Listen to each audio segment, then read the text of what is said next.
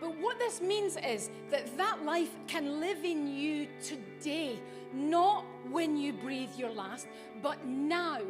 And the meaning of that life is that you are once again made into God's image. Who has waited until this morning to open an Easter egg? Who's still got an Easter egg that is unopened? Oh, that's quite impressive. Okay, so maybe you'd consider yourself good at waiting. And I want to talk to you just for a few minutes about the series that we've been going through these last few weeks. Next slide, Bruce. It's been called the I Am series. And you notice that that is the present tense. We've been talking about things that Jesus says he is, and all in the present tense. He says, I am the bread of life. I am the light of the world. If you want to hear about all these, you need to go on our YouTube channel. All the talks are there from the last 7 weeks. I am the way, the truth, and life. And as we've heard this morning, I am the resurrection and the life. Does he mean that today in the present tense? Yes. You think. The reading that we've just had that Tristan shared there, everybody shared, most of it, didn't we? We got most of the reading. Actually doesn't come from the resurrection of Jesus. It comes from a passage in John when Jesus' friend had died. He had a friend called Lazarus, and Lazarus, they'd sent a message to tell Jesus that Lazarus had taken ill. And he was very ill, but Jesus actually delayed going to the house several days. And by the time he got to Lazarus' home, he had died. And Lazarus meets his two sisters, Martha and Mary.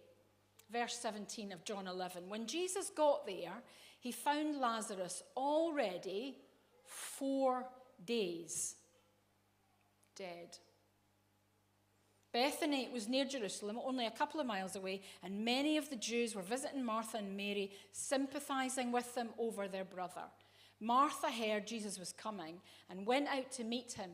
Mary remained in the house. Martha said, Master, she says to Jesus, Master, if you'd been here, my brother wouldn't have died. Even now, I know that whatever you ask, God will give you. Okay, what do we think Martha's getting at? Martha knows that Jesus has raised people from the dead. And so she's thinking, maybe. But they have this fascinating conversation because Jesus says, your brother will be raised up. And Martha's a good Jew. And so the answer she says is, I know that he will be raised up in the resurrection at the end of time. That's a good answer. Theologically, that's a good answer. The Jews believed that at the end of time, those who were Jews would come back to life. Jesus says, you don't have to wait for the end. He says, you don't have to wait for the end. I am, right now, resurrection and life. The one who believes in me, even though he or she dies, will live. And everyone who lives believing in me does not ultimately die at all. Are you getting this? It's a remarkable thing. Do you believe this? He says. You don't have to wait for the end, he says. Now, I think there are things that we have to wait for, but lots of the things in our community, lots of the things in our lives are all about not having to wait, aren't they? So you've got Amazon. I ordered candles on Wednesday. They came on Thursday. You don't really have to wait very long. Then there's Zoom. That really says you don't have to wait till you actually see somebody. You can talk to them. They can be in Brazil. They can be in Australia. You can talk to them. You don't have to wait till you're together.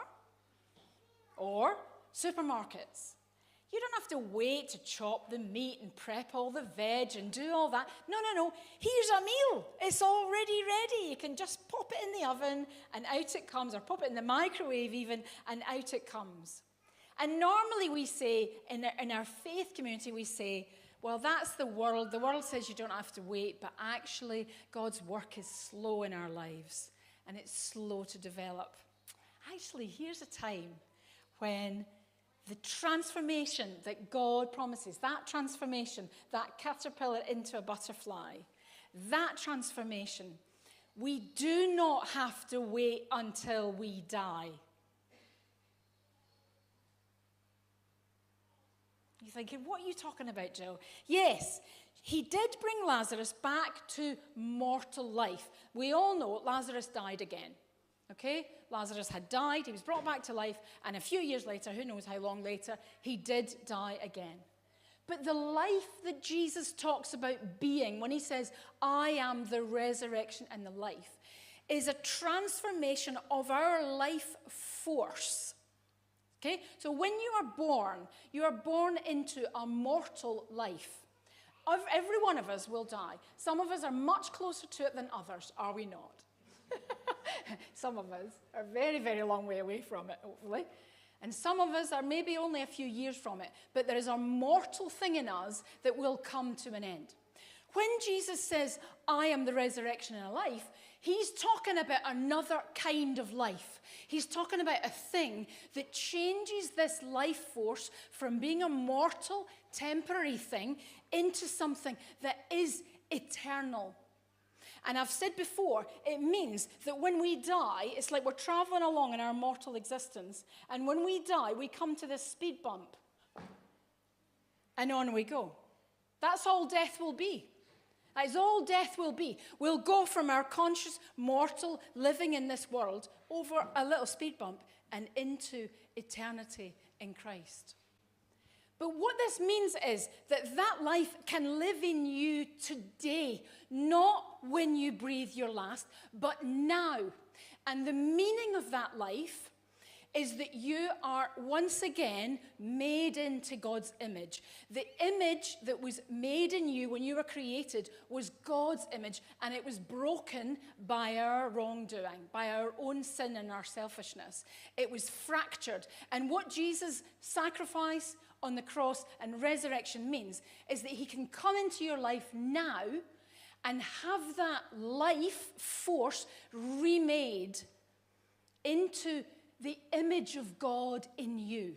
And so you are reunited with your Maker, and that is your only hope of living well. It's your only hope of living well.